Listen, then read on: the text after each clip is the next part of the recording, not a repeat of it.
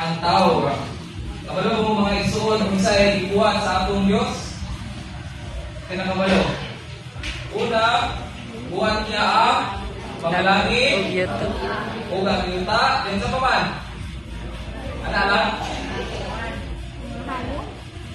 So, bisa ng mga kahayag, mga igsoon, mga tanong, mga mananap, no? Sa kamagaan ba or sa tubigan. Dayon sa mga ibuhat niya. So, nagami siya ibuhat mga igsoon. Pero, ang buhat niya sa tao, hindi na ito makita ang mga igsoon na doon nag-ijay tinuha.